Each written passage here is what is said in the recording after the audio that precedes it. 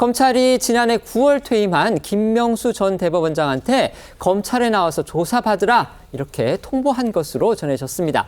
전직 사법부 수장의 검찰 소환 조사 양승태 전 대법원장 이후에 두 번째입니다. 네, 검찰이 최근 김명수 전 대법원장에게 소환 조사를 통보한 것으로 알려졌는데요.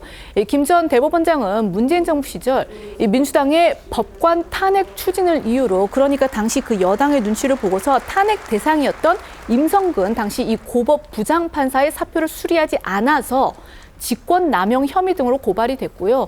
그 뒤 이 3년 5개월 만에 검찰의 소환 통보를 받은 건데요.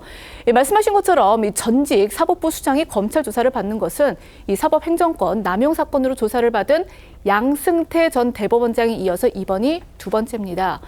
검찰은 다음 달 중으로 해서 이 김 전 대법원장을 소환해 조사할 것으로 알려졌습니다. 네, 김 전 대법원장이 받고 있는 혐의는 크게 두 가지입니다. 직권남용과 허위 공문서 작성인데요. 김 전 대법원장은 2020년 5월 국회에서 탄핵이 거론되던 임 전 부장판사가 사표를 제출하자 지금 민주당이 탄핵하자고 저렇게 설치고 있는데 내가 사표 수리했다고 하면 국회에서 무슨 이야기를 듣겠냐며 거부를 했었고요. 이런 사실이 알려지니까 사실과는 다르다 이런 취지의 답변서를 국회에 보냈지만 하루 만에 임 전 부장판사가 김 전 대법원장과 나눴던 대화의 녹취록을 공개하면서 거짓말을 한 게 드러나 결국 사과를 했습니다.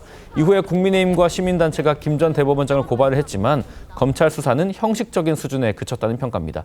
당시 김 전 대법원장의 목소리 들어보시죠.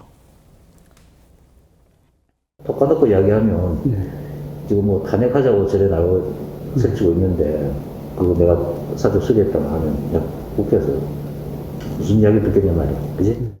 두 사람 사이에 적지 않은 대화를 나누었기 때문에 제대로 기억하지 못했습니다. 임성근 부장판사님과 그리고 실망을 드린 모든 분들께 깊은 사과와 죄송하다는 말씀을 드립니다. 문재인 정부 당시의 검찰 수사팀은요, 김인겸 당시 법원 행정처 차장 그리고 임 전 부장판사 등을 서면 조사했습니다. 하지만 이후에 별다른 수사 상황이 전해지지는 않았었는데요. 현 정권 출범 후에 이제 수사팀이 바뀌었고요. 지난해 7월에 김인겸 그 전 차장을 피의자로 입건해서 소환 조사하면서 다시 수사에 속도를 낸 겁니다. 네, 일각에서는 검찰이 김 전 대법원장의 퇴임 때까지 조사를 미뤄온 만큼 서면 조사 뒤에 약식 기소할 거란 시각도 있었지만 최근 수사의 속도가 붙으면서 소환이 결정된 걸로 알려졌는데요. 김 전 대법원장은 검찰의 소환 통보에 별다른 반응을 보이지 않고 있는 걸로 전해졌습니다.